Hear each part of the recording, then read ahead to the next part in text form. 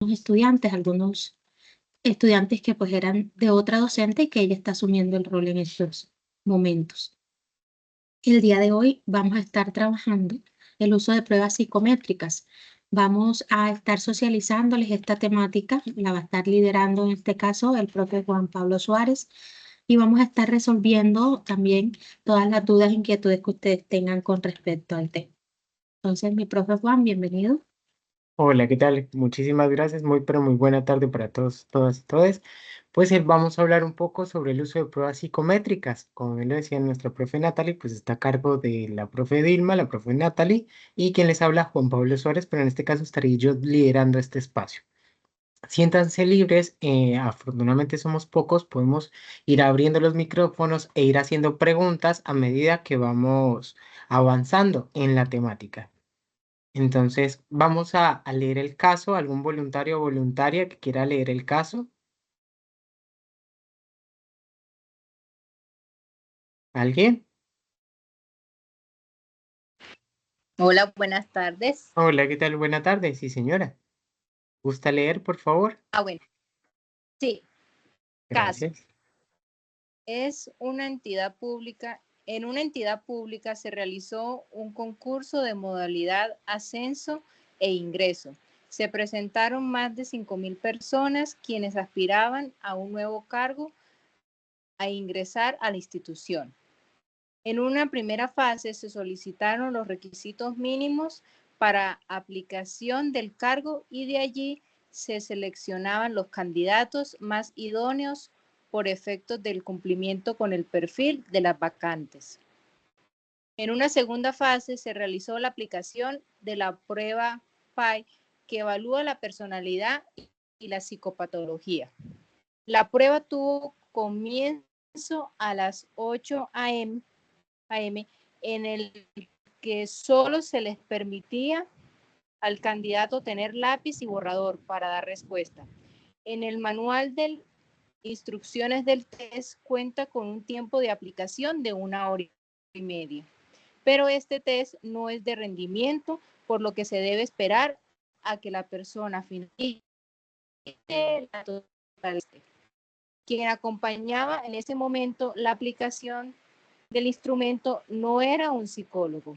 El espacio contaba con mucho ruido y ventilación inadecuada. La prueba se suspendió a las 10:30 am, por lo que muchos candidatos dieron respuesta al azar para así poder concluir la tarea. Listo, muchísimas gracias. ¿Qué variables podemos encontrar en este caso? ¿Qué cosas podemos destacar? Una sería la cantidad de personas que tenemos para los cargos, ¿cierto? ¿Qué otras variables logran ver? Hay variables extrañas, hay variables un poco más de temperatura, hay unas variables de espacio, tiempo. ¿Qué otras variables logran observar en este caso? Buenas tardes, el tiempo de la realización de la prueba. ¿Qué pasa con ella? ¿Muy largo, muy corto? ¿Es Bueno, pertinente, pues no es según pertinente? lo que se manifiesta ahí, pues parece ser que es muy corto. Muy corto el tiempo. Bien, ¿qué más podemos ver en este caso?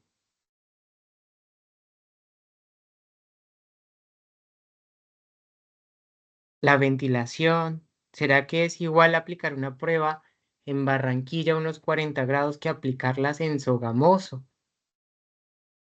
¿Será lo mismo aplicar la misma prueba? Entonces acá empezamos a ver temas de temperatura y unos espacios adecuados. Entonces, démosle continuidad. Tenemos un conjunto de variables en este caso muy puntual, y es que es lo que vamos a hablar frente a los procesos de medición. Pero antes de pasar a estos procesos de medición, es importante tener en cuenta que al momento de aplicar una prueba es necesario contar con unos espacios específicos, que ya lo vamos a ver más adelante, el uso de las pruebas psicométricas, quiénes son las personas que deben aplicar las pruebas y bajo qué reglamentación nacional nos compete a nosotros entender este proceso.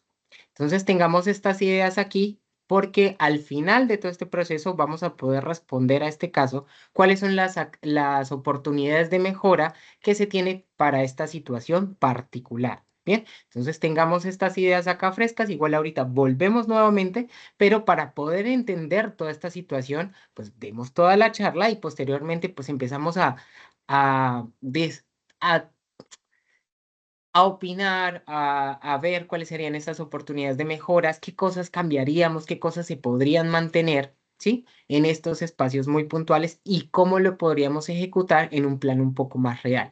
Recordemos que una cosa es verlo en la literatura y otra cosa es cuando ya estamos en el campo aplicado, donde las empresas, puede ser una organización, una multinacional, un outsourcing, donde nos dan este tipo de situaciones que parece sacada del libro, pero realmente es muy cotidiana para aquellas personas que se encuentran en el sector de recursos humanos cuando hay grandes convocatorias.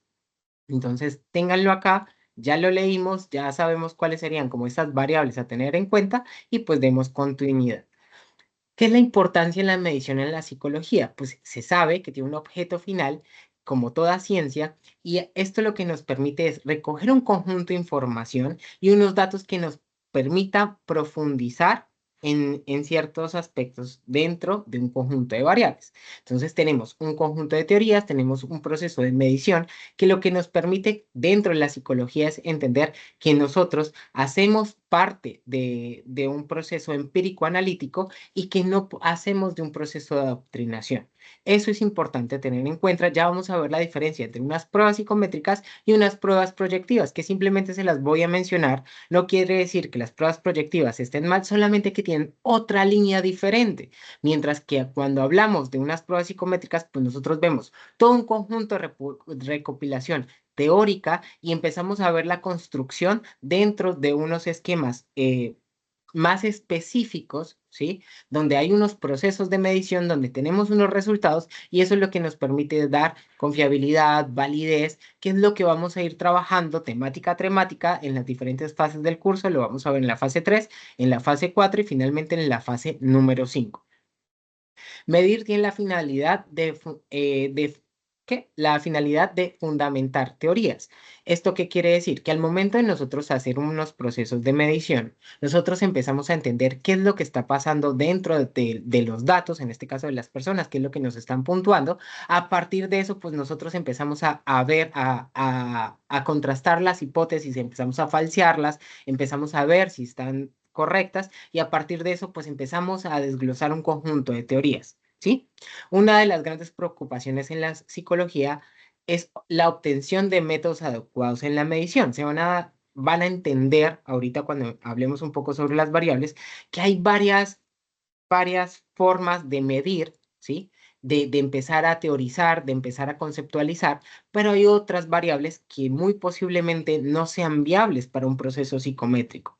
Capaz sea viable para otros procesos, pero no dentro de esta disciplina. La psicología estudia variables que no pueden que no pueden medirse en absoluto, ¿sí? Nosotros entendemos que la inteligencia, hay diferentes formas de medir la inteligencia. Ya les voy a dar un ejemplo.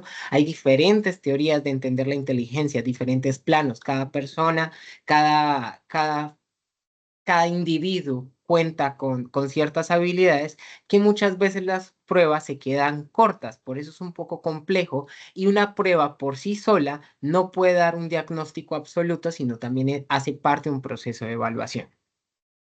La medición lo que nos ayuda es disminuir sesgos y nos permite corroborar cierta información, que era lo que les mencionaba hace un segundo. Nosotros hacemos un proceso de medición, tenemos una hipótesis, a partir de esa hipótesis la corroboramos o la falseamos, decimos no. La hipótesis definitivamente no va por ese lado. Los datos lo que nos permite es entender que existe otra forma de construir.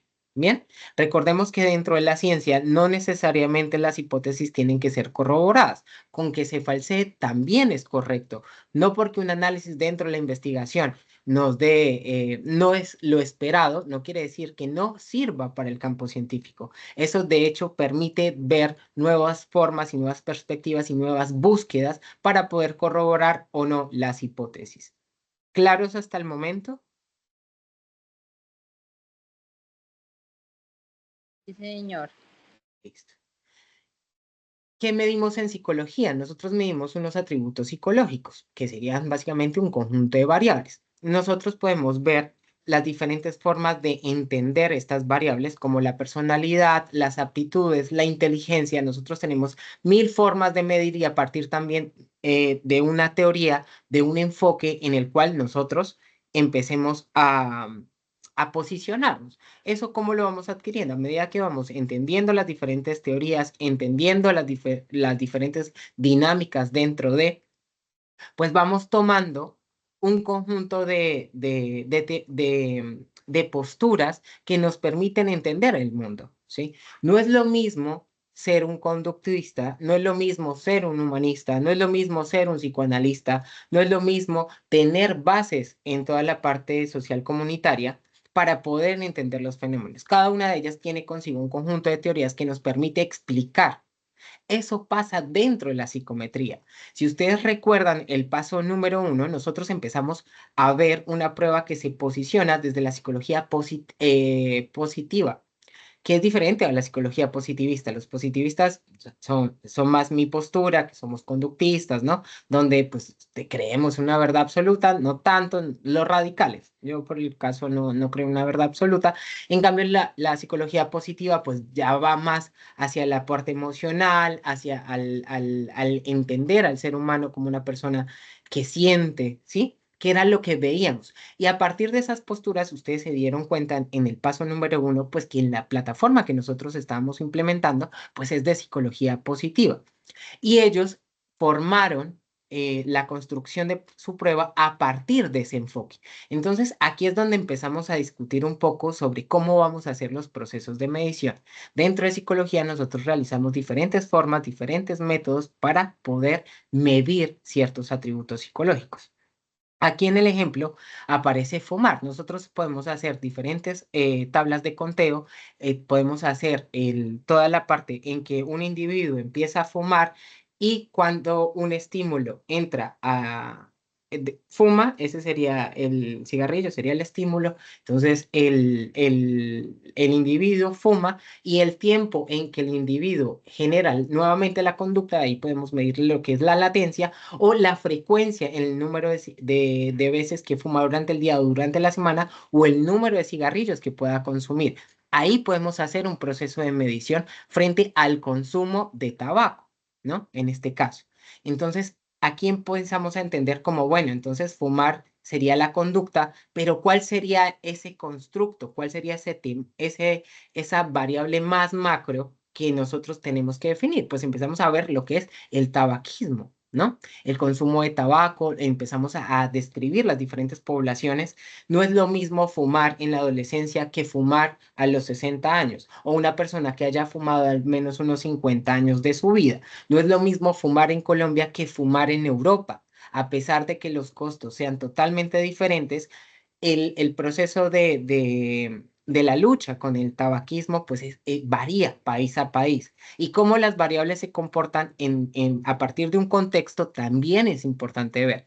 Por eso, cuando nosotros estamos hablando de la psicometría, la validación de las pruebas dentro de un territorio son necesarias. Hay que verificar si las pruebas, no solamente por el tema del idioma, no solamente por el dialecto, no solamente por esas palabras específicas dentro de una lengua, sino también cómo se comportan estas pruebas dentro de nuestro territorio. Entonces aquí empezamos a entender cómo la psicometría empieza a hacer unos procesos de medición a partir de un contexto, a partir de una población y cómo nosotros vamos entretejiendo este tipo de cosas.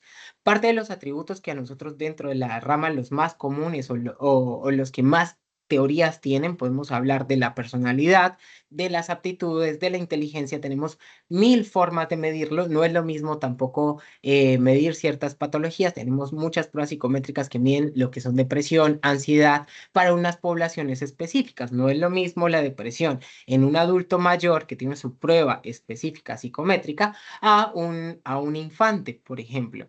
Los cambios de edad también permiten ver cómo los procesos de medición pueden o no ser alterados. Y eso es importante que lo tengan en cuenta al momento de aplicar una prueba. ¿Cuáles son las precisiones que tenemos dentro? Entonces aquí les vamos a hablar un poco sobre la inteligencia y cómo cada una de estas, partamos del ejemplo, cada uno de estos enfoques empieza a ver y tiene un teórico. Entonces, por ejemplo, la inteligencia múltiple de Gardner pues nos permite ver que hay diferentes formas de percibir, ¿no? La inteligencia naturalista, lo que es el racionamiento músico-matemático, toda la parte de la fisionomía, cómo nosotros podemos hacer toda la parte de la kinestesia y demás. Cosa diferente que nos podría brindar, ¿sí? Otra teoría frente a la inteligencia. ¿Alguno conoce alguna teoría de inteligencia diferente a las inteligencias múltiples?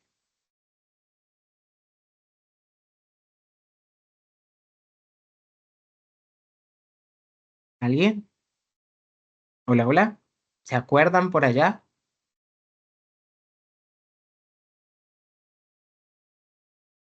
Bueno, pues si no lo recordamos, bueno, entonces hablemos un poco sobre la teoría de inteligencia que nos brindan un poco los cognoscitivistas o los cognitivos, que hablan precisamente cómo la inteligencia no es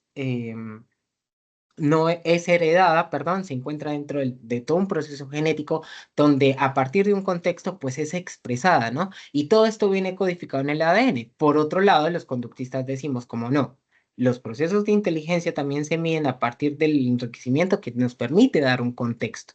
Entonces aquí empezamos a ver cómo la inteligencia también puede ser entrenada, cómo puede ser nutrida a partir de un conjunto de estímulos que pueden haber alrededor. Hay otros que dicen, como no, eso viene genético, ya viene codificado y usted lo que necesita es poderlo expresar a partir de un contexto. Hay otros que me dicen, no, todo va dentro del cerebro, un montón de funcionamientos y como a partir de también de un contexto empezamos a ver estas interacciones y cómo ciertas partes de nuestro cerebro pues empieza a tener mayor peso. Y acá empezamos una discusión que podría ser interminable, pero lo importante con todo esto es que cada una de estas tipos de inteligencias pues tiene una prueba.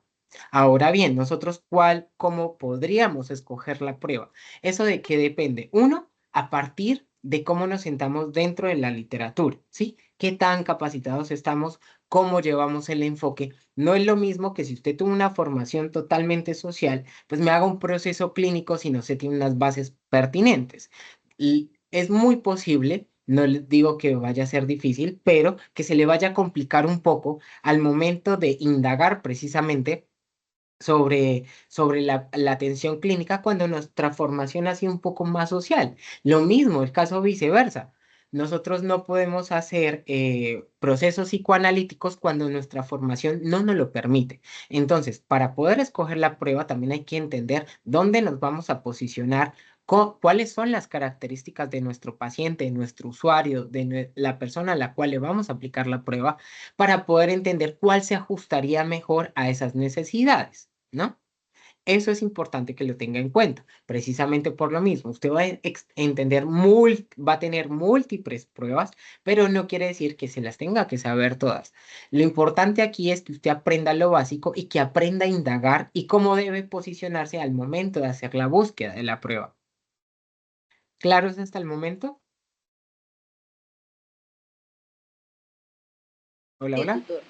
Listo. Aquí en el cuadro lo que podemos ver es toda la parte de la medición psicológica, ¿sí? La medición en psicología pues tiene como dos grandes ramas. Uno, que es la parte de la psicometría, que es lo que nos permite ver ciertos constructos de diferentes enfoques, que ya se los voy a explicar, y finalmente la parte del psicoanálisis. El psicoanálisis es una ciencia, bueno, una ciencia, no, una disciplina diferente. Ahí la discusión si el psicoanálisis es ciencia o no, acá también podríamos discutirlo un montón de veces.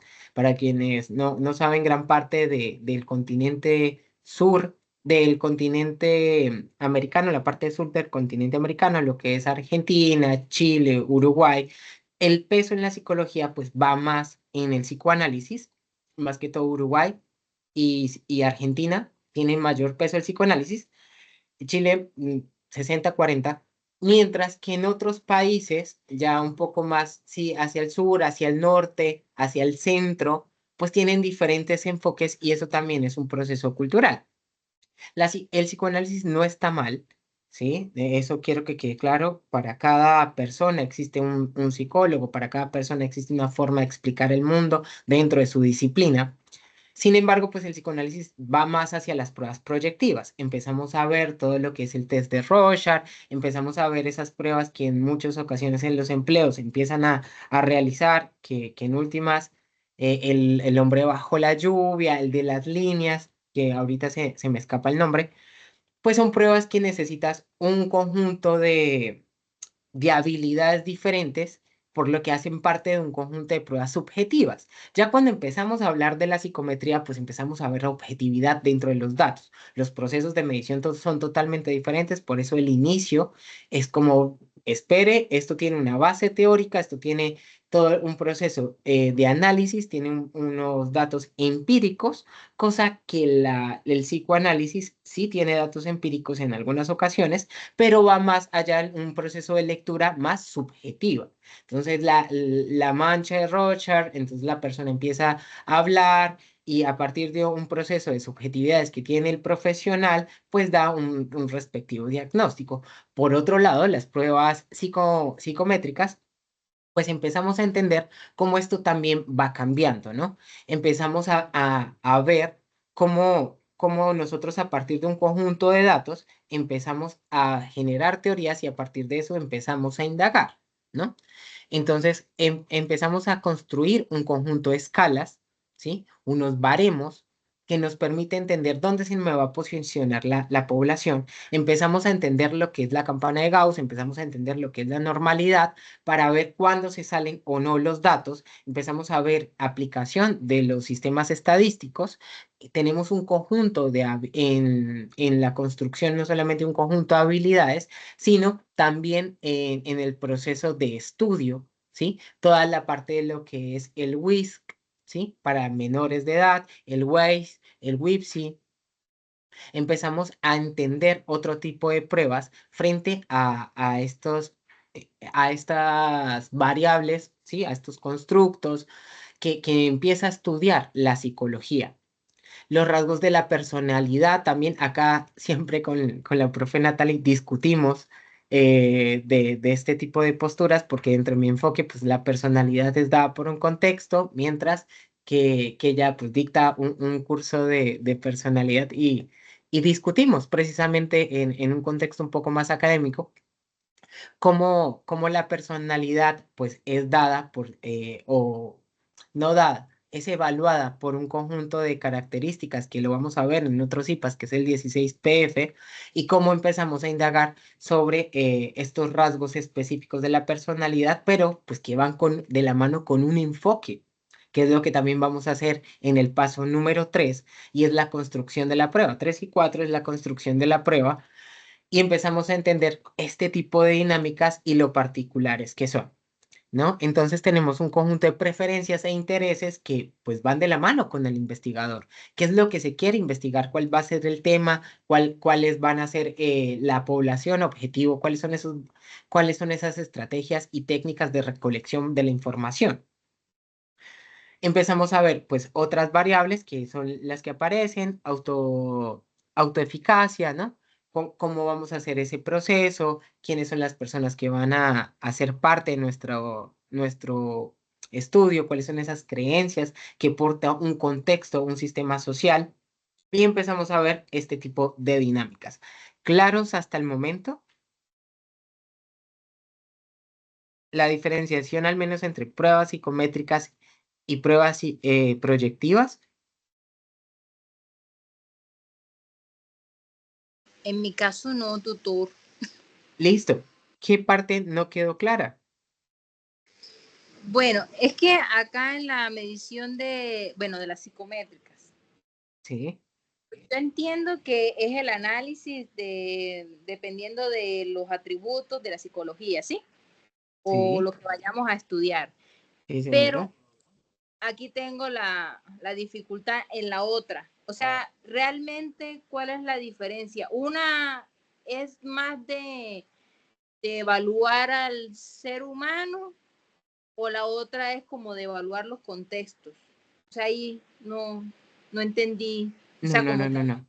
Entiendo, entiendo. No, ninguna de las dos me evalúa contextos, a menos que generemos una prueba psicométrica para medir ciertos contextos vulnerables.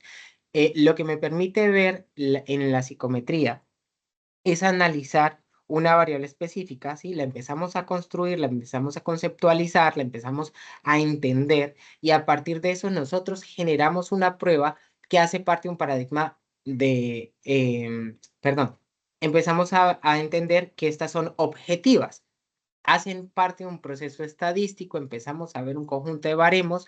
¿Ya vieron estadística? ¿Ya entienden cómo funciona la campana de Sí, Gauss, lo normal, qué se sale de la norma? Ese tipo de cosas ya sí, las vimos. Listo. sí. Entonces, nosotros en la psicometría, si se dan cuenta, por eso nos posicionamos como ciencia. Dentro de la psicología, el psicoanálisis es otra discusión aparte, es que nosotros hacemos parte de un proceso objetivo. Nosotros empezamos a entender cómo funcionan los datos. A partir de los resultados dados, nosotros empezamos a dar un diagnóstico frente. Esto no solamente nos da un diagnóstico, eso nos da una pequeña parte de un proceso de evaluación. Entonces, la psicometría lo que nos permite es dar esa conceptualización, formar un constructo, poder realizar una prueba. Recordemos que nosotros tenemos toda la parte del constructo, luego tenemos unas dimensiones y finalmente unos reactivos. Los reactivos son las preguntas, las dimensiones son como esas características más chiquiticas de nuestro constructo que hace parte de una variable mucho más grande. Entonces la psicometría tiende a ser objetiva. Nosotros no decimos yo creo, a mí me parece, considero que yo lo vi en... No, la psicometría me dice, usted me está dando un número. Hagan de cuenta cuando nosotros hacemos pruebas de inteligencia. Entonces ellos tienen unos rangos o cuando nosotros hacemos, sí, pruebas de inteligencia.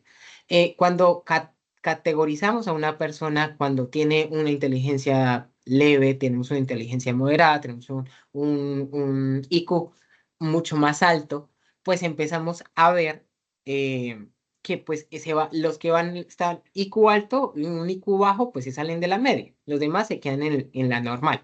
Lo que nos permite entender dentro de la psicometría es que, ok, usted me está puntuando alto, ya sé cómo voy a proseguir para realizar un proceso de evaluación.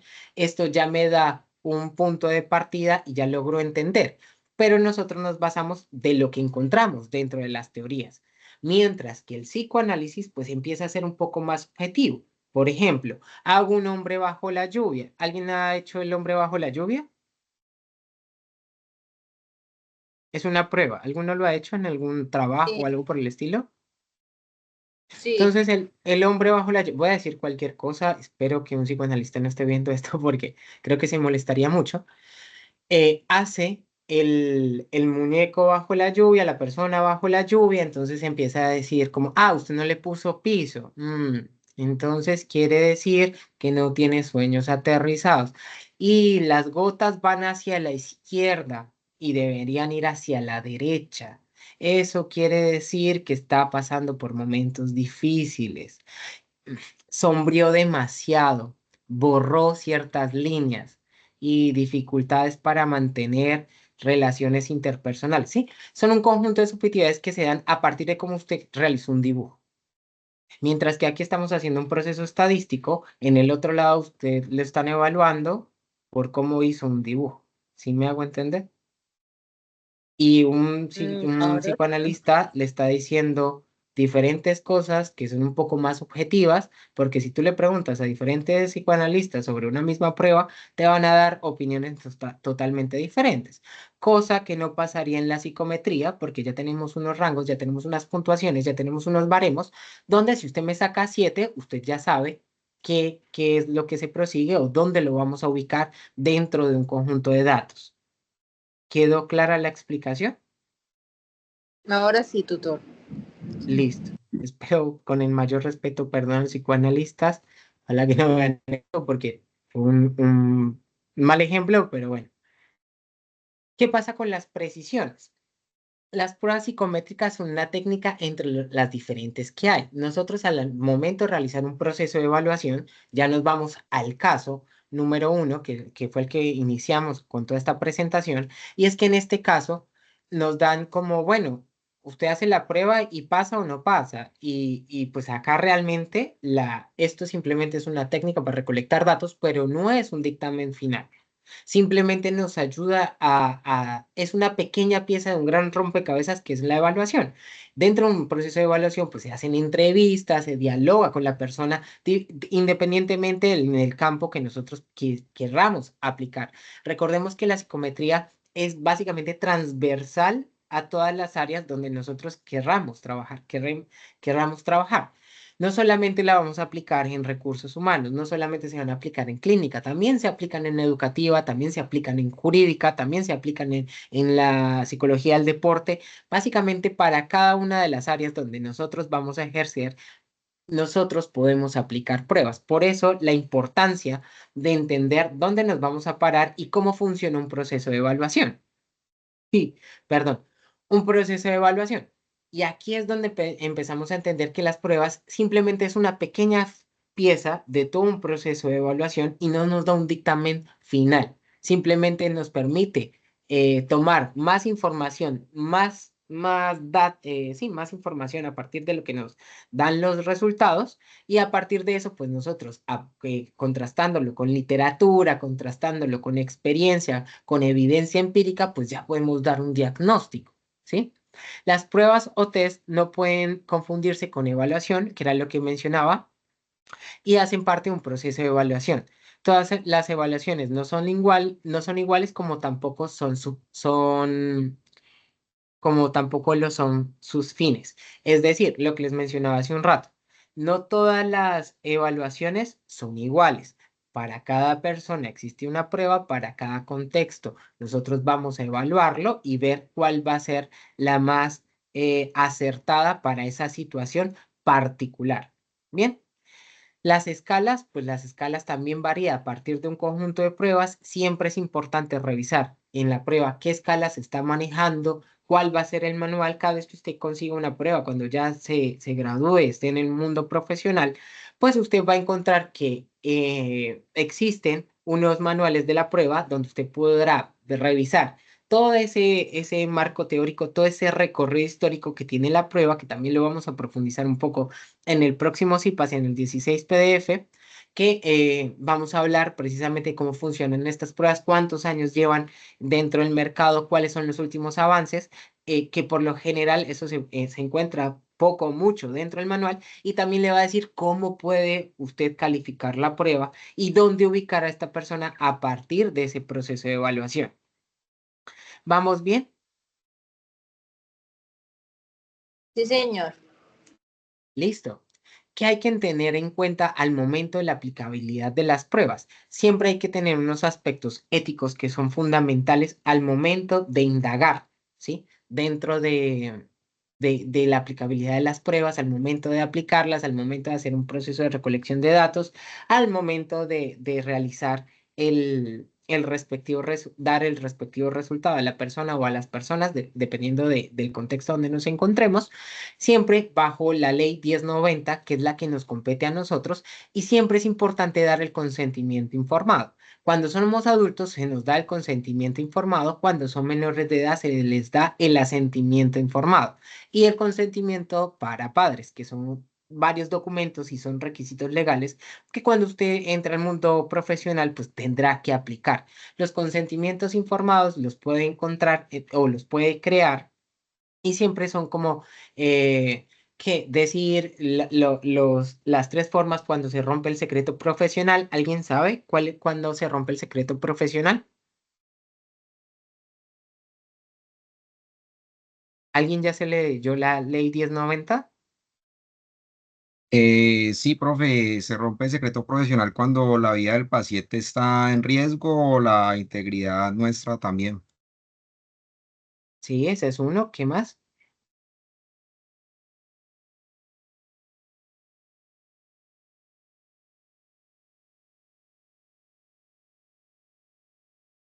¿No más? Bueno. Se rompe cuando un juez de la República nos solicita la historia clínica y nos solicitan que demos el respectivo información, el reporte, ahí se rompe el secreto profesional.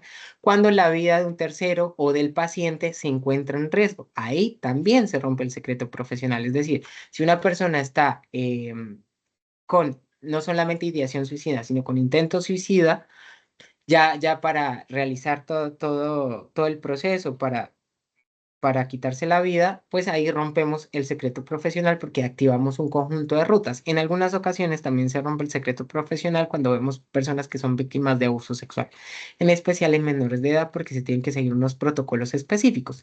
¿Qué les sugiero siempre? Léanse los protocolos de todo. Cada población con la que usted va a trabajar existen unos protocolos y es importante que usted se los lea para evitar ciertas sanciones a nivel legal y para evitar que entorpecer ciertos procesos. Les cuento una anécdota particular que le ocurrió a una colega y es que ella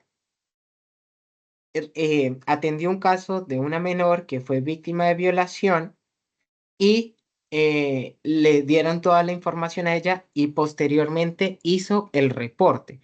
Cuando el caso llega al juicio, se cae, eso pasa en Colombia, se cae y la menor, el abusador queda libre por un mal proceso porque la psicóloga en este caso manipuló información de la menor simplemente por haberle contado.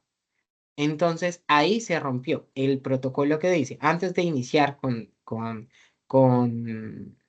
a expresar lo que pasó al psicólogo, es importante hacer el reporte, ya posteriormente que se hace la denuncia, se habla con toda la parte legal y demás, sí, pues ahí ya entra con nosotros en la parte de psicología. ¿Para qué? Para no entorpecer el caso. Eso es importante. También existen unas rutas. Cuando acaba de ocurrir el suceso, cuando es menor de edad, cuando es mujer, cuando es una persona de la población LGBT, cuando hace parte de los procesos cuando hace parte de la comunidad de las negritudes, etc., etc.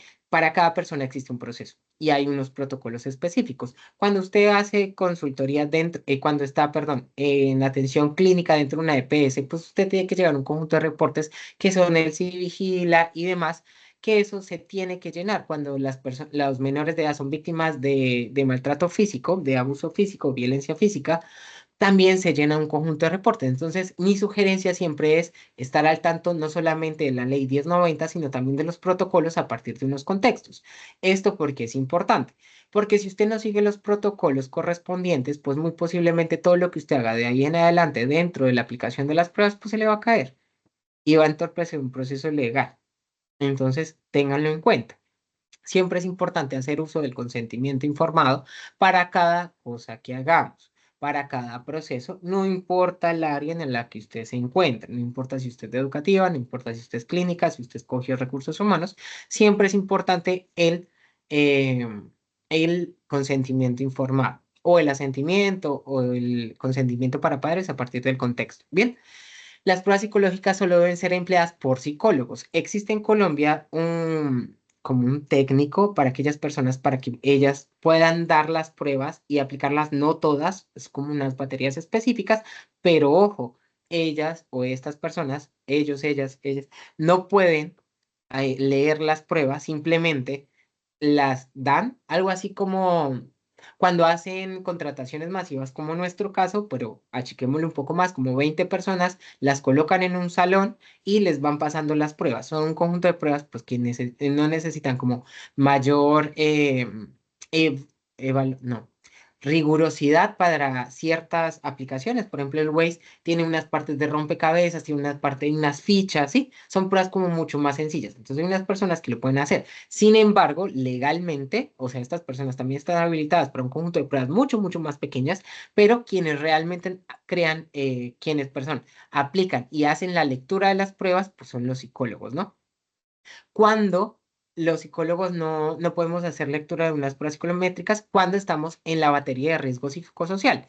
En Colombia, por normativa, la batería de riesgo psicosocial puede ser aplicada por una persona de seguridad de salud en el trabajo e incluso por un psicólogo también, sin tener la licencia de seguridad y salud en el trabajo, puede hacer la aplicación, pero la lectura la hace solamente aquellas personas que tengan un psicólogo que tenga la tarjeta de seguridad y salud en el trabajo, la tarjeta profesional. Entonces es como casos excepcionales, pero sí o sí quienes realmente se encargan de todos los procesos de las pruebas psicológicas, pues somos los psicólogos. En algunos contextos se considera que solo tener la formación como psicólogo no es garantía suficiente. Esto también es importante porque a partir también del contexto donde vamos a trabajar, tenemos que tener unas capacidades específicas, un conjunto de habilidades y unos conocimientos específicos para poder ejercer en el campo. Hay universidades que te van formando, por eso la reforma en el sistema educativo para la psicología en Colombia, y es que actualmente es obligatorio que todo el mundo haga clínica. Anteriormente, pues no, y eso generaba ciertos problemas al momento de trabajar en el campo clínico. Entonces hay ciertas organizaciones que nos exigen tener una especialidad, una maestría dentro del campo clínico, a diferencia de otras universidades que toda la formación fue clínica, que eso también pasa, y eso varía mucho dentro de los contextos. Bien. El secreto profesional, ya lo hablamos, la ley 1090 ya lo hablamos, y los principios generales, pues vamos a hablar un poco sobre la ley 1090. Los principios generales, pues hay que hacer todo un proceso ético, ¿sí? ¿Alguien se acuerda de los principios generales de los procesos éticos? Cuando nosotros empezamos a hacer este proceso de evaluación, la no maleficencia, la justicia, ¿se acuerdan de esos? Hola, hola.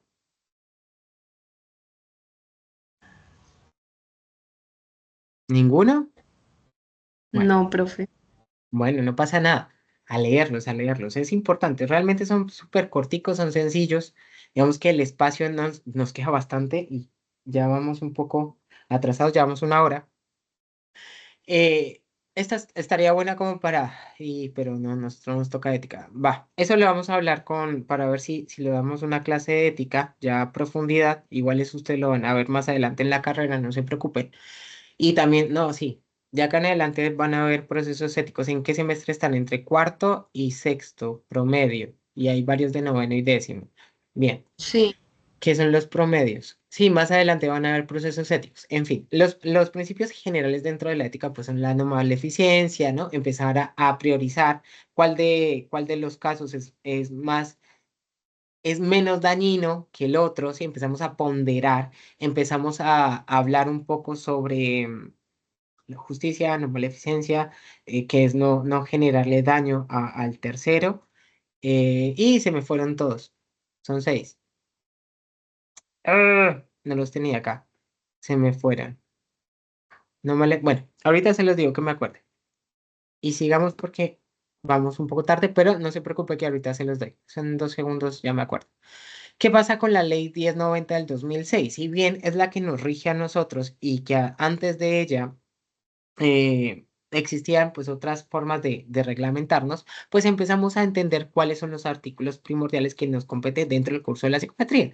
Sin embargo, pues gran parte de lo que es la ley 1090 creo que es importante que usted lo sepa, en especial con que cuando trabajamos con personas o con sujetos, el sujeto es un ser viviente no humano, en este caso animales, diferentes a los seres humanos, como ratas Wistar, ¿sí? Simios, diferentes especies animales no humanas que les decimos sujetos. Ya cuando estamos hablando de personas les decimos participantes. Eso dentro del mundo de la ciencia, para que lo tengan en cuenta al momento de redactar su población en el paso número 3. Artículo 36. Los deberes del psicólogo con las personas, pues con el objeto de su servicio profesional, pues el psicólogo debe relacionar con las personas y tendrá las siguientes obligaciones: hacer uso del material psicométrico en caso de que lo necesite, ya. Evitar los resultados de los procesos de evaluación o resoluciones, ya. Utilizar únicamente, ya. Básicamente lo que acá nos está diciendo el artículo 36, que fue lo que ya acabamos de explicar con todo lo demás, es pues que usted tiene que evitar dar los resultados de los procesos de evaluación o hacer las retroalimentaciones dentro de las personas, se las tienes que dar directamente a la persona, pero no a un tercero, porque hace parte de los procesos de confiabilidad, confidencialidad. Usted no le puede dar esta información a un tercero, usted se la tiene que dar directamente al paciente y tiene que tener un diagnóstico ya definitivo a partir de un proceso de evaluación. Recuerde que debe sacar el suficiente tiempo para realizar estos procesos y no decir cualquier cosa. Pasa mucho cuando se trabaja con menores de edad o con personas que posiblemente sean neurodivergentes, pues que su cerebro funciona totalmente diferente, pero se sigue catalogando como pues una persona con un bajo IQ, un bajo índice intelectual, y empezamos a catalogar. Esa etiqueta puede ser perjudicial para algunas personas precisamente porque ya de por sí ¿qué? La está etiquetando y y cada etiqueta trae consigo pues un conjunto de prejuicios y un conjunto de limitaciones. Entonces tenga en cuenta que al momento de dar ese diagnóstico pues, sea lo más útil posible y realice diferentes pruebas para poder dar un diagnóstico acertado. Eh, todo lo que nosotros realizamos para realizar estos procesos de diagnóstico, sí, para hacer unos procesos de evaluación, pues tienen que ser con pruebas que realmente estén validadas y estén convalidadas en el territorio y no cualquier prueba que usted encuentre en internet. Siempre es importante o siempre se sugiere que consigan estas pruebas. Hay diferentes plataformas donde puede comprar un conjunto de pruebas y usted las puede aplicar porque les dan como la hoja de respuesta, les permite usar el software para poder redactar los datos y a partir de eso les da un posible diagnóstico, que no es el definitivo, pero les ayudará a ganar tiempo y pues son plataformas confiables, ¿no? Eso por otro lado. Luego nos vamos con el artículo 45, uso exclusivo. Nosotros, pues como les decía hace un rato, nosotros somos quienes aplicamos las pruebas, somos quienes leemos las pruebas, a excepción de ese caso particular, que es la prueba de la batería de riesgo psicosocial, que es por normativa. Una persona quien hace la lectura es quien tenga la licencia en seguridad, un psicólogo que tenga la licencia en seguridad y salud en el trabajo. El artículo 46, la construcción y estandarización de las pruebas, los que les decía hace un rato, no es lo mismo aplicar una prueba en España, en Colombia, si no se ha hecho un proceso de estandarización. ¿Cómo funcionaría ese proceso de estandarización? Pues usted realiza toda una investigación, empezamos a ver si la prueba es ajustable o no, si alguien más ya lo hizo o no, y a partir de eso, pues empezamos a realizar la aplicabilidad. Si es necesario, pues se le modificarán algunos criterios siempre y cuando sea informado quien creó la prueba, porque es importante saber que se le van a hacer modificaciones, se le va a dar un uso de su prueba y se le van a generar unas modificaciones que se ajusten a nuestro contexto. Entonces, ese proceso de estandarización es verificar si esa prueba realmente mide lo que mide y se puede aplicar a a todas las diferentes poblaciones existentes dentro del territorio. No es lo mismo ser una mujer afro de estrato 1 de X lugar, no sé, Chocó, a ser una mujer blanca, eh, estrato 1 de Bogotá. No es lo mismo. Las violencias que vive cada mujer en los diferentes territorios es diferente. Pasa con cualquier población. Entonces, estos procesos de estandarización lo que me va a permitir es saber si la prueba me permite realmente evaluar em, lo mismo a esta mujer del Chocó, a lo mismo que esta mujer de Bogotá. Entonces, esos procesos de estandarización son necesarios al momento de verificar cuáles son las pruebas que nosotros estamos aplicando. El artículo 47 me dice los resultados del diagnóstico basados en pruebas. Lo que les decía, nosotros no redactamos, nosotros no damos consejos, nosotros no decimos yo creo, a mí me parece. Y yo calculo que porque hizo X o Y cosa, está deprimida. Si llora mucho, eso es depresión. Pues no, nosotros no hacemos eso. Nosotros no hacemos eso dentro del campo aplicado. ¿Sí? Cuando ya nosotros empezamos a ejercer, pues nosotros empezamos a ver si la desregulación emocional es detonada por un proceso hormonal o realmente está pasando por un cuadro depresivo. Ahora, si es un cuadro depresivo, pues empezamos a evaluar cuál es la depresión que puede estar presentando, si es una depresión profunda, si simplemente es un cuadro depresivo leve o si tenemos comorbilidad con otras, con otras patologías o, qué sé yo, puede ser bipolaridad de tipo 1 o tipo 2 que también da unos rangos que también da depresión. Entonces, aquí es donde nosotros empezamos a ver los diagnósticos y empezamos a evaluarlo a partir de pruebas, lo que encontramos dentro de la literatura, lo que nosotros vamos evaluando y lo que nosotros vamos recolectando dentro de las diferentes entrevistas. Nuevamente, las pruebas psicométricas simplemente son un pequeño fragmento para todo un proceso de evaluación. El artículo 48, test en fases de experimentación, pues nosotros somos quienes somos los encargados de realizar todos estos procesos de verificar si la prueba realmente mide lo que mide. Nosotros generamos con poblaciones muy, muy grandes. Estos procesos psicométricos se dan con poblaciones de al menos unas 400 mínimo.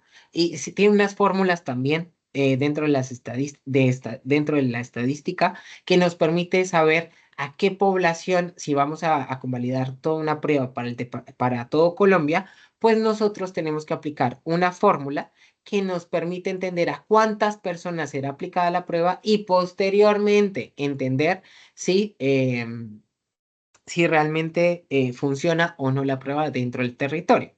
Entonces, en estos procesos de experimentación, pues nosotros también podemos entender cuando una prueba empieza o no y hay que tener unos lineamientos éticos y verificar si la prueba realmente mide lo que mide, si es confiable, si es viable, si es válida, tiene procesos de validez y demás. Recordemos nuevamente que en estos procesos de experimentación también es importante entender cuando hablamos de sujetos humanos y personas, ¿sí? Entonces, cuando estamos hablando de sujetos, hablamos de animales no humanos, como ratas, simios, palomas, etc., etc. Y cuando hablamos de participantes, pues seres humanos. ¿Claros hasta el momento? Sí, profe. Empezamos a entender, gracias, empezamos a ver las habilidades, la observación de la conducta. ¿Qué es la conducta? Alguien que me diga qué es la conducta, alguien que me lo defina muy, muy sencillo en una palabra.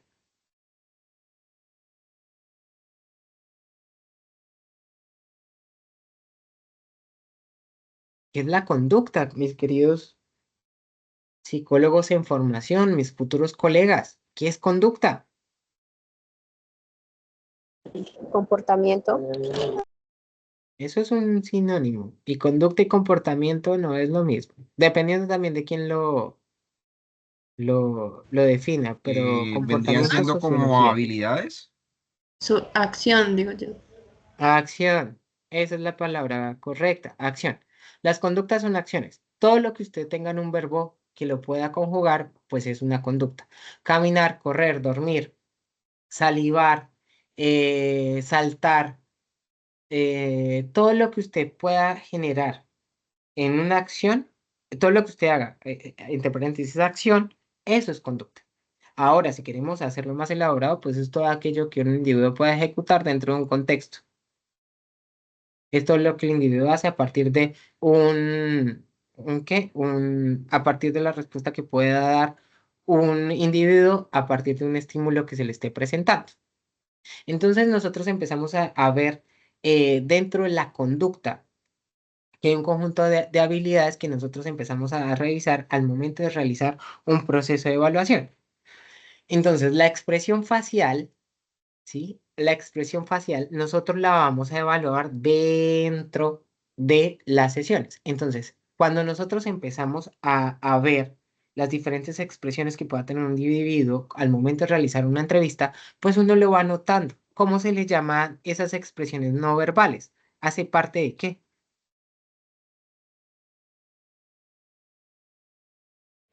Del lenguaje kinestésico, algo así. ¿No? Lenguaje no verbal. Pero sí, por ahí va. No. El lenguaje no verbal. Entonces, dentro del lenguaje no verbal, pues empezamos a ver la postura, ¿no? Es diferente, las expresiones faciales. Luego entendemos lo que es el APA, apariencia, porte y actitud, que ya lo vamos a ver. Entonces, las expresiones faciales dentro de un individuo, pues me dice mucho. Incluso hay un test del neuro que se usa para verificar si usted logra entender visualmente las emociones de una persona. Cuando usted está en un proceso de evaluación, pues usted va a ver que las cosas van cambiando. Entonces, no es lo mismo evaluar una persona que tenga un cuadro depresivo mayor a una persona que pueda tener bipolaridad de tipo 2, por ejemplo. Entonces, una persona con una expresión facial pues más tranquila, está más encorvada, habla más despacio, pues empezamos a ver que pueda tener un posible cargo de depresión. No hay contacto visual, es más lento, y ahí empezamos a entender un poco más la depresión a partir de lo que es la expresión facial y una postura más encorvada. Ahora, si tenemos bipolaridad de tipo 2, están supremamente arriba, tienen los ojos súper abiertos, se están moviendo todo el tiempo, son mucho más histriónicos y todo el tiempo quieren hacer un montón de cosas. Entonces ahí empezamos a ver cómo dentro de un proceso de evaluación, la expresión facial, la postura, las conductas que pueda tener un individuo, recordemos que la conducta no solamente son las acciones que pueda generar, sino también es cómo las vamos a evaluar dentro de consulta. Entonces, moverse, ¿sí? Hace parte de una conducta. ¿Cuántas veces nosotros podemos generar un número de conteos? ¿Cuántas veces se toca la nariz? ¿Qué tal que tenga un TOC? Entonces nosotros empezamos a ver que se toca 3 veces la nariz para evitar que se caiga al techo, ¿no? Que hace parte de la patología del TOC. La expresión oral, nosotros empezamos a entender cómo una persona, de dónde viene una persona, también empezamos a ver cómo es su IQ, qué tipo de inteligencia está manejando. Hay personas que tienen inteligencia social y es mucho más sencillo dialogar, ¿no? Como hay personas que posiblemente tengan baja inteligencia social, pero su razonamiento lógico y matemático siempre es supremamente alto, por dar un ejemplo. La apariencia física, que es el APA, apariencia, porte y actitud, pues nosotros también lo evaluamos dentro de la consulta. Cuando son menores de edad, pues siempre nos fijamos en todo lo que son las extremidades para verificar que no son víctimas de violencia física. También cuando empezamos a ver a las mujeres, verificar el tema del maquillaje, ¿no? Donde los tonos de piel cambian a partir de cuando se maquillan, cuando son violentadas físicamente. Las evoluciones que van teniendo los pacientes en procesos clínicos a lo largo de la terapia o cómo se comportan dentro de una entrevista, ¿no? ¿Qué tan fluido es? Actualmente incluso hay cursos para poderse mover y demás. ¿Cómo usted se viste dentro de un contexto? Pues nosotros también lo evaluamos, ¿no? ¿Usted cómo se está vistiendo? No es lo mismo ir a buscar trabajo un poco más formal, puede ser con traje, con una camisa, con un vestido, con tacones, etc., que irse en shorts y con una básica, ¿no? No es lo mismo ir a buscar trabajo de esa forma que ir presentado dentro de un contexto, ¿no? Pasa lo mismo cuando se va a una fiesta, pasa lo mismo cuando se va a una reunión social. Entonces son cosas que varían también y que nosotros empezamos a entender. Actitud frente a la tarea, cómo se está comportando el individuo a partir de la tarea que se le está ejecutando. Si realmente está entendiendo, si se le complica, cuánto tiempo tarda en responder un reactivo, son cosas que nosotros tenemos que tener en cuenta. Actitud ante el examinador. Muchas personas se ponen ansiosas y es natural dentro del proceso. Entonces, ojo con ese apartado porque muchas veces como ansiedad generalizada. Espere un momento, usted ya le preguntó cuánto tiempo lleva desempleado. Usted ya preguntó cuántas veces llevan un proceso, cuántos procesos lleva hasta el día de hoy. Usted sabe quién se hace cargo de su familia, cuánto dinero debe. Claramente está ansioso, es su única oportunidad. Entonces, ahí es donde nosotros empezamos a hacer un buen proceso de evaluación y decimos, stop. Primero indaguemos más cosas, empezamos a verificar y así podemos entender si realmente está ansioso es por todo lo que le está pasando o efectivamente tiene una patología. Entonces, este tipo de cosas son importantes a tenerlas en cuenta dentro de un proceso de evaluación y son habilidades que usted va a ir cultivando a lo largo de su proceso formativo a partir de la experiencia que pueda tener y a partir de la literatura que logre examinar. Control de variables. ¿Claros hasta el momento? Sí, señor. Listo. Ahora el control de variables. Nosotros, bueno, los que van conmigo, que somos conductistas, pues somos como supremamente maniáticos con el tema del control de variables y hay que tener en cuenta ciertas disposiciones al momento de realizar estos procesos de evaluación. Denme un segundo, se me va a apagar el computador, me disculpo, un segundo. Vayan haciendo preguntas, yo las voy oyendo mientras pongo acá.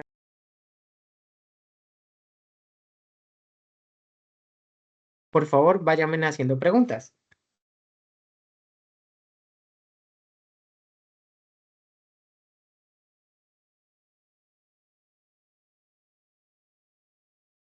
¿Ninguna persona tiene una pregunta? ¿Alguien? ¿No les causa curiosidad cómo se podría evaluar a una persona dentro de una evaluación? ¿Qué se le debería preguntar? ¿Algo? ¿No les causa curiosidad? Bueno, pues si no tenemos dudas, ya lo conecté. En un segundo. Profe, yo tengo una consulta, digamos, no en cuanto a qué preguntar o a qué evaluar, sino de pronto en cómo se puede manejar una persona cuando está en una crisis o llega a una tensión en una crisis. Ok. Eso a veces me ha generado como curiosidad, pues, cómo poder manejarlo, enfrentar. Listo. Cuando nosotros tenemos una persona que se encuentra desregulada emocionalmente, pero crisis ¿de qué tipo? ¿Solamente regulada emocionalmente o en general? Sí, en general, en general. Listo, nosotros empezamos a usar diferentes habilidades y empezamos con la escucha activa y la validación emocional. Es natural que te sientas de esta forma, hay que entender que el proceso funciona así y así, dejar que esa persona logre llorar lo suficiente y poder entender. Es que para eso, por eso es que la pregunta, si tienes casos un poco más puntuales, mucho más sencillo. Existen cursos que se llaman primeros auxilios psicológicos, los pueden encontrar, son gratuitos en internet en una plataforma que se llama Coursera. Ahora, si quieren el certificado, es otro cuento, pero ahí pueden encontrar lo que son primeros auxilios psicológicos. Siempre que una persona llega, lo que nosotros empezamos a hacer es empezar a estabilizarla, en permitiendo validar la emoción que se tiene. Una persona que se regula emocionalmente no es porque quiso, algo en el contexto detonó y hay muchas cosas hacia atrás. Nosotros lo primero que hacemos es intervención en crisis, regulamos a la persona y posteriormente seguimos trabajando del motivo de consulta en sesiones. Tenemos a la persona, se nos desregula, empezamos a validar la emoción, empezamos a evaluar también si tiene riesgo suicida y si no, y cómo podemos prestar la mejor atención. ¿Qué se sugiere? Si todavía no estamos graduados, pues no se pueden hacer este tipo de procesos clínicos porque uno, vas a perder la tarjeta profesional que todavía no tienes. O sea, eso de por sí no. Entonces, ¿qué se puede realizar? Se evalúa si tiene ideación suicida, se recomienda, se estabiliza y se redirecciona al profesional en salud mental pues, más cercano, ¿no? Puede ser en un hospital, se atiende por urgencias y a partir de ahí pues ya se hace un proceso de evaluación, bien sea con psicología o psiquiatría y se dan pues unos requerimientos. Pero eso si aún no estamos graduados. Si ya estamos graduados y contamos con tarjeta profesional, pues empezamos a hacer un proceso de remisión y empezamos a verificar cuáles serían los protocolos a seguir a partir de la EPS que esta persona pueda tener. Cuando es... cuando es una EPS, tiene una ruta. Cuando se es de salud pública, se tiene otra ruta. Entonces, ¿qué es recomendable? Pues leer estos protocolos. Se regula, se permite que se hable, se entiende, claramente no se juzga, teniendo un proceso de terapia. Se intenta realmente, no se llega a esos niveles, se entiende realmente lo que pasa, se permite ver cuál es la situación problema, se evalúa ideación suicida, se evalúa si ha ejecutado alguno de los planes que ha pensado o no, o si ha ejecutado algún plan o no, y luego se permite dar un conjunto de herramientas que le permitan sobrellevar eh, el tiempo hasta la próxima sesión y así poder dialogar con esta persona. También lo que se sugiere en este caso, pues que se vaya a urgencias, siendo muy honesto, a urgencias o se estabilice hasta que encontremos un lugar donde esta persona pueda, en salud mental, claramente con los profesionales adecuados, donde pueda eh, seguir un caso. ¿Sí? Un tratamiento pertinente. ¿Claro hasta el momento? Sí, sí, profe. Muchas gracias. Listo. ¿Qué pasa con el control de variables? Nosotros tenemos un conjunto de variables, tanto ambientales, de espacio, material, de conocimiento de instrumento, las instrucciones, las respuestas sinceras, en caso de que las pruebas sean de rendimiento, tiempo, estar presente en el momento de la aplicación y demás. Entonces, ¿qué pasa con el ambiente? La temperatura adecuada para aplicación de una prueba serían 19 grados. Esa sería la temperatura idónea para aplicar una prueba. Pero eso no pasa en el mundo real. ¿Qué se sugiere? Pues que haya ventilación, que sea bastante amplio, que sea un espacio silencioso, un espacio adecuado. No es lo mismo que usted tenga que realizar. Hay unas pruebas, como les decía, como el Waze, que tiene como unos rompecabezas y demás. dentro de un pupitre mucho, mucho más corto, una mesa muy, muy pequeña, a poder tener el espacio para poder ver las fichas, ¿no? Entonces, el espacio sí es importante a partir también de las pruebas que vamos a aplicar, en especial cuando estamos trabajando con niños o menores de edad, adolescentes y demás, precisamente porque se necesitan ciertos espacios y un conjunto de herramientas que nos permitan extraer información dentro de la consulta.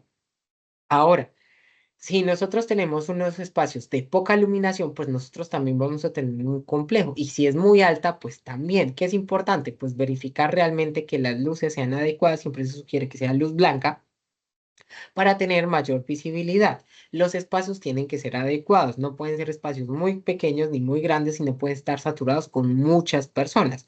Uno, porque uno se distrae. No, no hagamos lo que hace el sistema educativo que mete 40 personas en un salón de clase a 40 grados. No es viable, los niños no aprenden. Pasa lo mismo con las personas, no van a rendir dentro de las pruebas. Y eso es un sesgo en lo último. No es lo mismo usted estar transpirando a 40 grados haciendo una prueba que poder estar mucho más tranquilo realizando una prueba. Conocimiento del instrumento. Antes de aplicar cualquier instrumento que usted necesita saber, ya lo dije, usted necesita leer un manual, necesita saber cuál es la prueba que vamos a aplicar y si la prueba realmente mide lo que necesito para X o Y caso o situación particular a la que le voy a aplicar y verificar si tengo la tabla de respuestas. ¿Cómo voy a poder evaluar al individuo a partir pues, de lo que me diga la prueba, ¿no?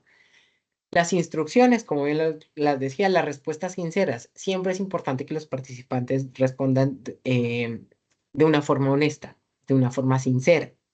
No existen respuestas correctas ni incorrectas, simplemente un conjunto de respuestas. Claramente, cuando nosotros hacemos un proceso de evaluación, pues hay ciertas cosas que nos permiten descartar un candidato o no, o nos permite verificar que un candidato es así o X o Y cosa, que posiblemente no se adecue dentro del puesto de trabajo o lo que estemos evaluando. Sin embargo, pues es importante que la persona realmente sea lo más sincera posible al momento de responder. Ahora que pase es diferente, por eso las pruebas no son 100% confiables, ninguna prueba realmente, ni psicométricas ni proyectivas. En caso de que las pruebas,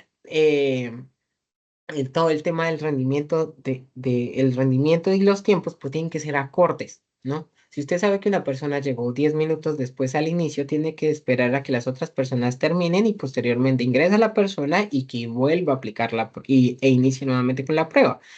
¿Eso con qué fin? Pues que todos tengan el tiempo que nos indica la prueba. Ahora bien, hay unas pruebas como el BARCIT que creo que son, y se me fueron, 15 minutos. 15 minutos, creo que es el BARCIT, que es una prueba colombiana que es de Barranquilla. Esa mi inteligencia, esa la dimos el semestre pasado, pues tiene un tiempo específico. Pues usted tiene 15 minutos, aplique la prueba y que sean los 15 minutos. ¿Para qué? Pues usted le da media hora, pues muy posiblemente le va a salir que es superdotado. ¿Sí me hago entender?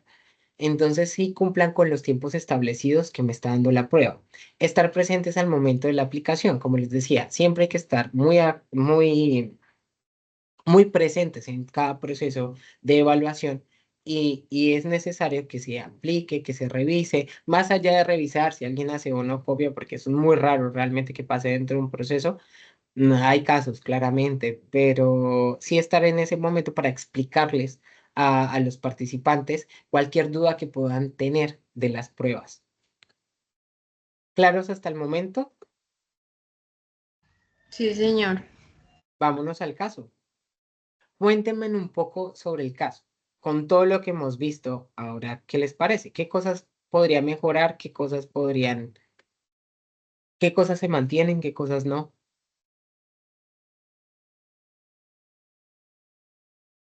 Pues uno, la aplicación a tantas personas, ¿no? Sí. Segundo, el ambiente en el que estaban, porque si de pronto las ubicaron así como en el sistema educativo pues de Colombia, pues ahí lamentable. Y el otro, que les tocó pues suspender la prueba y muchos pues al azar hicieron el restante de eso. Y lo otro es como la disposición que tenían para eso, ¿no? Y las instrucciones que de pronto, al no ser una persona que sepa o que tenga conocimiento sobre lo que se está aplicando, sobre la prueba, pues no hubo muy buenas instrucciones para eso.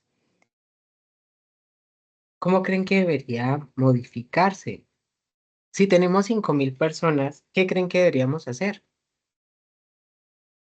Yo creo que por jornadas, ¿no? Digamos, Sí 50 tocaría personas cementarlo. primero. Sí, en que diferentes días o horas. Horas diferentes, días diferentes. ¿Qué haríamos si nosotros no podemos modificar? Recordemos que esto, traigámoslo a la realidad.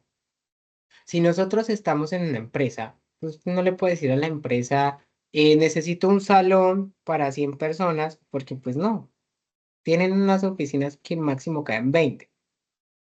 ¿Qué plan de contingencias podrían realizar? Yo creo que ahí tocaría es como realizar un filtro previo antes de la prueba. No sé, con algunas condiciones que la empresa requiera. Por ejemplo, que sean personas, un ejemplo, para trabajar por turnos, para trabajar por fuera de la ciudad. Bueno, no sé. Yo pensaría que como la aplicación de filtros para así también como reducir ese número de personas. Número de personas. Ok. ¿Qué más ideas se les ocurre?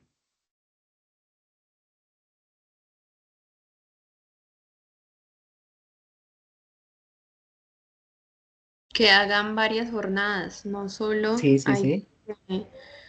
Dice que solamente desde las 8. Ujú.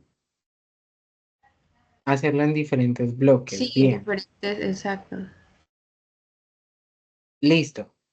¿Qué otras ideas? ¿No se les ocurre algo? O sea, digamos que en el mundo real, sí o sí usted se las tiene que aplicar a las 5.000 personas. O sea, lamentablemente, ¿para qué les voy a engañar? Eso sí pasa en el mundo real. Quizás no 5.000, pero sí unas 500 personas. Pasa mucho y en especial Bogotá con los grandes outsourcings. Citan 500 personas, 600 personas y todo el día se está realizando. Yo sugiero, en este caso particular, hacerlo virtual. ¿Qué opinan de los test en línea? Que las pruebas lleguen a cada uno de los correos de los postulantes. ahí es como un pro y un contra, ¿no? Sí, Uno que pasa pues muy a menudo y que yo veo que también se están quejando pues algunos tutores, que es lo de la inteligencia artificial, ¿no? sí, Que puede así es. que esa sería como un contra. Un pro, pues obviamente que sería un poco más fácil para la empresa hacer de una vez el bloque de personas y pues ya terminar con eso. Pero considero que están como esas dos, como una amenaza, lo del tema de que no sean ellos quienes lo respondan, que sea otra persona o la inteligencia artificial. Y lo otro No es cierto. que también pues veo como a favor de la empresa es que pueda terminar pues optimizar la información de manera pues más eficiente, ¿no? Pero entonces serían Total. como estas partes que Bueno, creería, porque por lo menos uno cuando presenta un examen aquí en la universidad, ¿no? Pues a veces a uno le hacen prender la cámara y todo eso para monitorearlo, que uno no se salga pues de donde está aplicando la prueba. Pues en ese caso sería como uno a favor, ¿no? Que uno pudiera encender la cámara y que sea un software pues de la misma empresa y que pueda monitorear eso. Eso eso sería. sería viable. Eso Puede, sería yo creo que sería así. bien. Entonces digamos que hay diferentes formas de resolverlo. Podríamos iniciar con bloques, como bien lo decía nuestra compañera, que no logré ver, perdón. Como no los veo, estoy viendo la presentación, no logré, pero ella nombró precisamente hacerlo en bloque. Es hacer la citación en bloque, podríamos hacerlo híbrido. La mitad en bloque, la otra mitad lo hacemos virtual. No tenemos tantos psicólogos. ¿A quién traemos? Hoy si la prueba simplemente está hecha para que un psicólogo la aplique, ¿qué haríamos? ¿Qué le decimos a la empresa?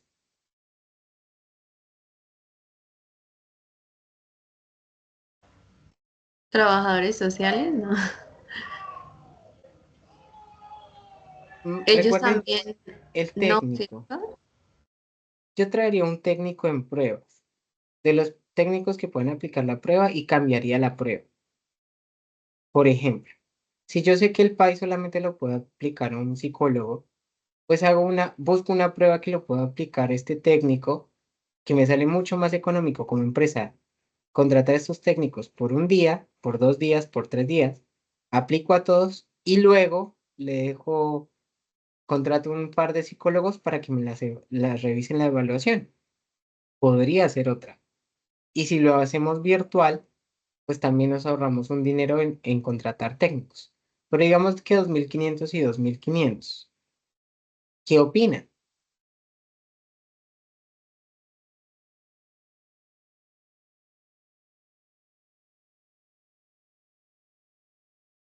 Hola, hola. Sí, estamos aquí, profe. Estamos analizando. Sino que de Sí, profe, contratar al sería viable. técnico, ¿qué Voy a tal salir que de la presentación para poderlos ver. Continúa, por favor. contratar, bueno, que contratáramos al técnico por el tema de la optimización y la aplicación de la prueba? Listo. Pero entonces puede pasar que en ese transcurrir ocurra una pregunta, no sé. Obviamente el personal que se va a asignar para ese cargo no van a hacer preguntas como tal de la prueba, sino como algo que necesiten durante esa prueba y que de pronto esa persona pues no esté capacitada para brindar una respuesta oportuna. Puede pasar eso, ¿no? Y por el otro lado, o sea, por el otro ángulo que de pronto lo veo, es que no sé si de pronto en contestar ese cuestionario pueda pasar que no se sienta pues el personal como tal en un estado igualitario, ¿no?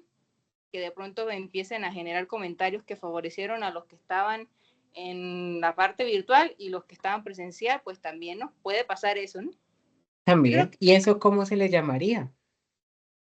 a ¿Qué que tipo de variable sería? ah, mm,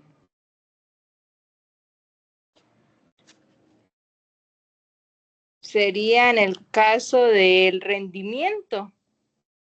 Sería más una variable extraña. Sí, Esas serían variables extrañas, así se les dice. Dentro de ok. investigación serían variables extrañas, pero es viable. O sea, todo lo que ustedes dicen es real. Y eso es lo que ustedes se tendrán que enfrentar más adelante. Pero para que lo piensen, eso no quiere decir que 500 personas van a llegar y espero que no. Pero si les pasa, pues buscar planes de contingencia, evaluar. Sí, puede Dudas, ser. preguntas hasta el momento.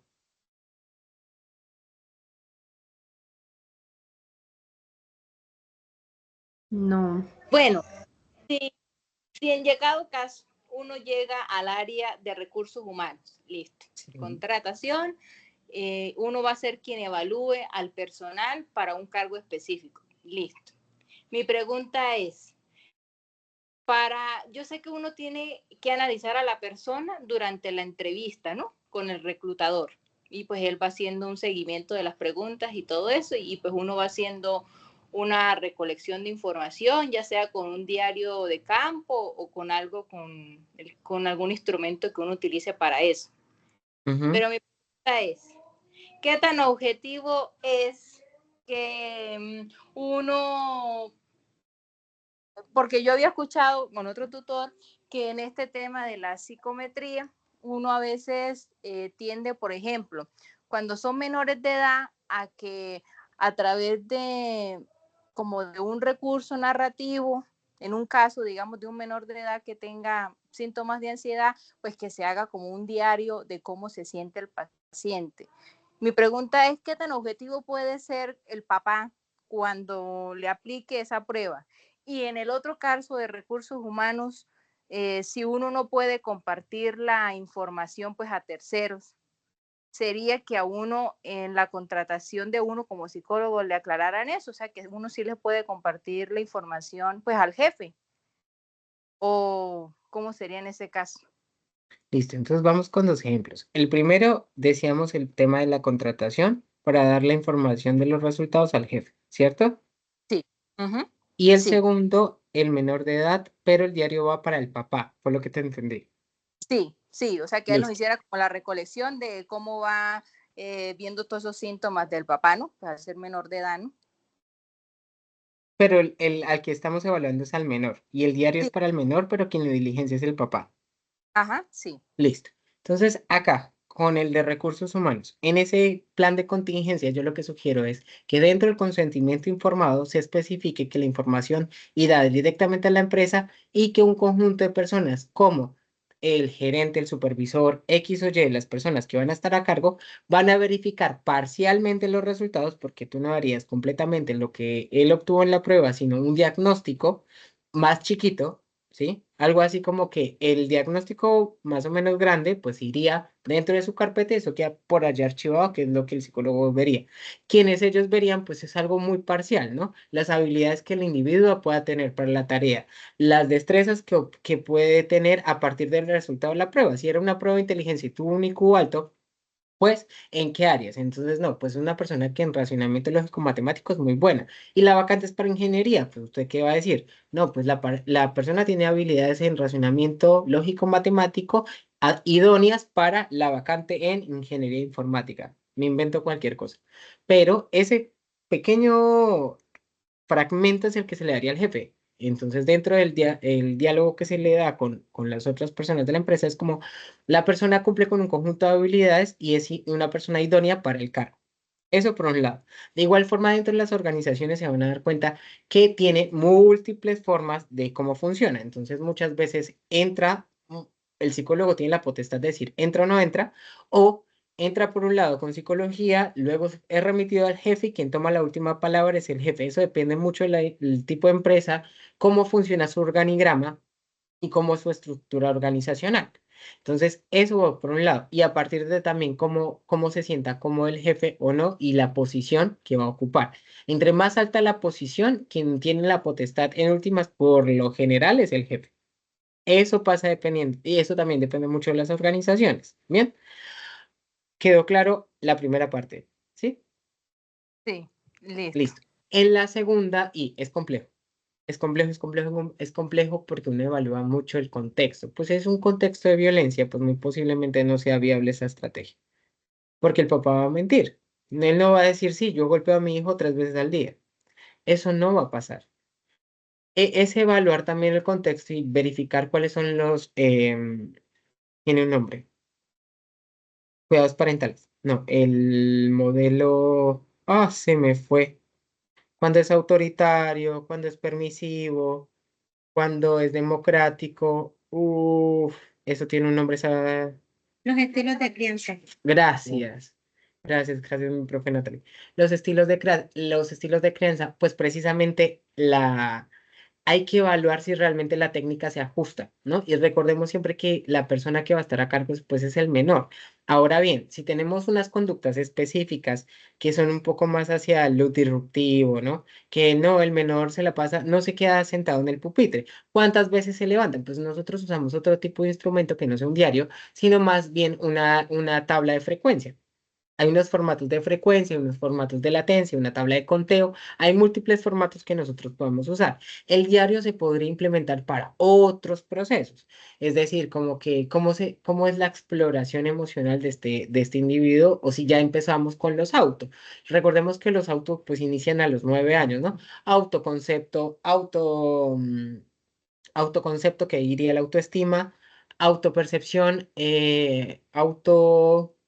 y se me va el infante. Hace mucho no dicté infante. Bueno, los autos, que comienza a los 9. Pues empezamos a evaluar si ese ejercicio pues nos pueda funcionar un poco más con el menor. Si es el padre, depende del contexto, ¿sí? O sea, si me das más información, pues hay otra estrategia.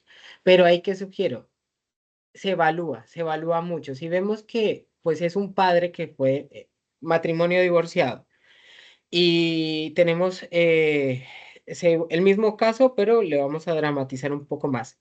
Matrimonio divorciado, estamos evaluando si es un buen papá o no. Y el comisaría de familia me está pidiendo pues que se tenga si realmente es un buen padre o no y nos pide a nosotros como profesionales. Pues claramente, si me está pidiendo la evaluación, pues él no va a colocar como soy un mal padre, porque hoy, pues no, eso no va a pasar. Autoconcepto, sí, ese lo dijimos hace un rato. Gracias. Mayerly, pues eso no pasa. Entonces, muy posiblemente ese ejercicio, autoimagen, sí, gracias. Ay, los autos, sí. Tenemos entonces el ejercicio muy posiblemente no nos pueda funcionar. Ahora bien, como les decía hace un rato, dame edad del menor. Si tiene más de 9, el ejercicio le funcionaría a él, ella directamente. Un poquito más de información del caso, Laura. Cuando son, por ejemplo, pues ahí yo sí creo que también de los 9 años sí puede funcionar, pero por lo menos Mm, cuando son adolescentes o están en ese momento de la preadolescencia, que sería como entre los 12 hasta los 15 años, ya mm, yo mm. creo Eso es que adolescencia. adolescencia, yo ya creería que Preadolescencia ya no se usa el concepto solo adolescencia. y Sí, empieza a partir de los 9. ujú. Hay Pues yo autores que sí le dicen que es estas edades, preadolescencia. ¿cómo Digamos Profe, ¿a sería? los cuántos termina la adolescencia? ¿A los 16, 17?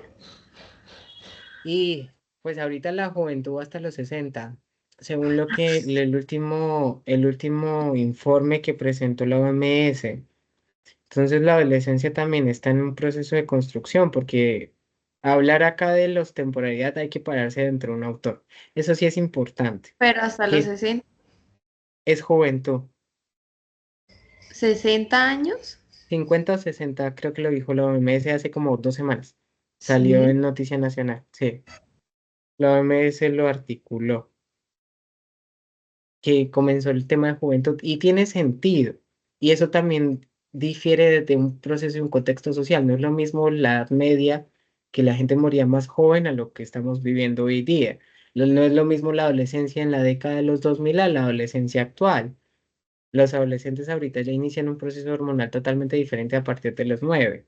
Cosa diferente que pasaba en el 2000, donde el hombre y la mujer empezaban todas sus características secundarias y primarias entre los 15, 16 años.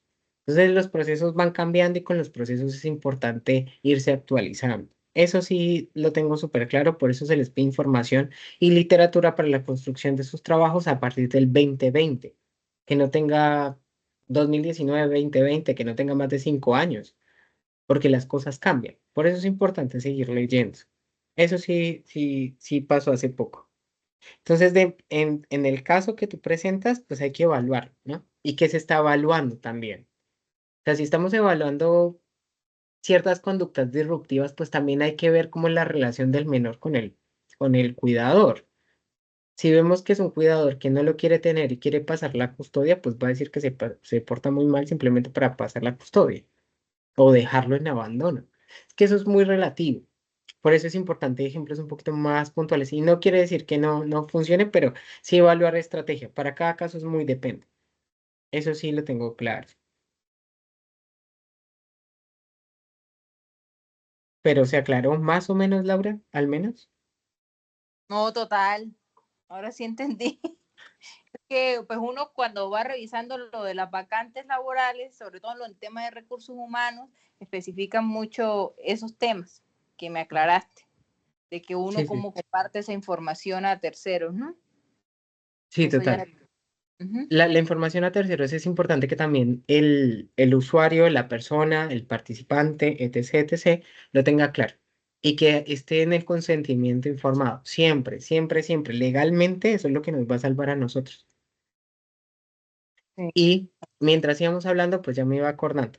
Entonces, era beneficencia, no maleficencia, justicia y autonomía. Los de ética. Los principios generales de la ética que se los debía. Es que yo me estaba acordando.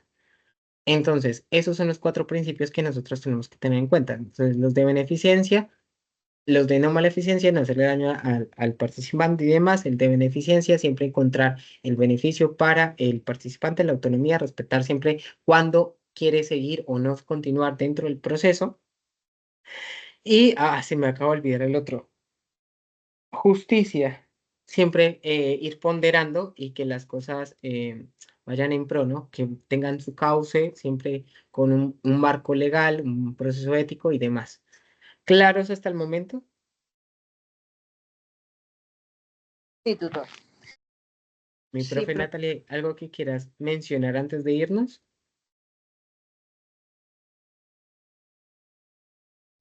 Hola, sí, mi profe, quería en el tema que estaban hablando, no quiero dejarlo pasar por alto, Claro, claro. de los test en línea o de usar plataformas para recolección de datos y más cuando estamos hablando de pruebas psicológicas. Sí, sí, Sí, sí. allí tenemos que tener en cuenta desde la ética nuestra que le garanticemos a las personas, a los participantes, que esa información pues no se va a perder. A veces cometemos el error de usar, por ejemplo, Google Forms, que es libre, ¿verdad? Y que usted le coloca un consentimiento informado allí a las personas y le dice en el consentimiento que esa información solo la va a tener usted o en su caso algún supervisor, ¿verdad? Que está con usted en la aplicación y nadie más. Resulta que cuando usted abre su aplicación de Google, a usted le dice que hay como una contraprestación, ¿no? Hay unos términos en donde usted debe dar permiso de usar los datos que usted está registrando para ellos poderles permitir usar las aplicaciones. Todos los datos que nosotros recopilemos desde las herramientas que ellos tienen, pues son datos que a ellos también les llegan. ¿Sí? Entonces, cuando vamos a usar este tipo de herramientas, debemos garantizar que la información no se pierda, ¿sí? Que esa información eh, no vaya a caer en manos de terceros. No sé si a ustedes les pasa, por lo menos a mí me pasa mucho, que a veces me entran llamadas de otros operadores ofreciéndome planes, por ejemplo, de servicio. Y esto es dado porque cuando uno hace algún tipo de trámite, te piden que deje autorización de tratamiento de datos. ¿Qué pasa? Estas empresas venden esas bases de datos y muchas veces estas bases de datos caen a manos de personas que se aprovechan para hacer extorsiones y demás. ¿Les ha pasado en llamadas por un banco? Sí, claro. Entonces, es lo mismo que ocurre, ¿verdad? Cuando nosotros usamos aplicaciones como Google Force u otros, aún las que tenemos de la universidad, ¿verdad? Del formulario de OnDrive. eh, Esta aplicación también, porque pues la universidad está pagando unos permisos, ¿sí? Pero ellos tienen acceso a todas estas informaciones, entonces tenemos que tener cuidado justo con esos detalles cuando tomamos estas opciones de tecnología. Era eso, doctor, por lo demás, No, excelente, gracias. me encantó la participación de todos, estuvieron muy activos aquí. Gracias, Y gracias. Y Mayerly también que ahí participó ahí en el chat. Sé que no pudo abrir el micrófono, pero ahí ya nos aclaró lo de los autos. Gracias, claro, gracias. invitarles adicional antes que se nos vayan a ir, que firmen la asistencia Por la por el plataforma. Voltar, la plataforma y saber si tuvieron algún inconveniente o cómo hicieron para encontrar el test. O sea, ¿se les fue fácil o hubo alguna complejidad con esa inscripción?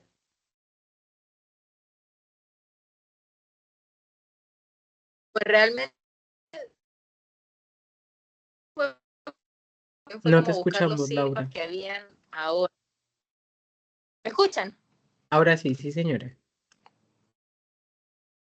En mi caso fue que me puse como a buscar ahí el tema de los CIPAs, porque no, pues no me aparecen como tal en la plataforma, sino que tengo que direccionarme hacia la parte donde están todos los CIPAs pues, de psicología y ahí fue que me pude inscribir. De pronto como mirar a ver si pues masivamente por el correo, a veces uno revisa y ahí le sale algunos CIPAs donde uno se puede pues escribir o que posiblemente hay un CIPA disponible para esta semana. Eso sería como una sugerencia que de pronto nos llegara esa información para uno conocer que está disponible este. Está bueno. Está bueno para pasar la sugerencia de soporte, porque ellos son quienes realmente se encargan de toda la plata de la plataforma.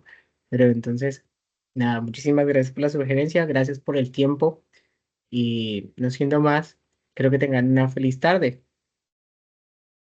Muchas gracias, profe. Una consulta, ¿queda Señor. grabada la conferencia? Sí, señor. Sí, señor. Sí. Se Ah, bueno, irá muy amable. pasando en el transcurso de esta semana. Calculo que el jueves, viernes más o menos, ya está compartida en los foros, mensajería Eh, interna y todos los canales. Igual queda eh, aquí grabada en este chat. ok, sí, te iba a decir porque, digamos, yo no pertenezco al curso tuyo, sino que pues me inscribí a este CIPAS porque me pareció muy bueno el tema. Bien.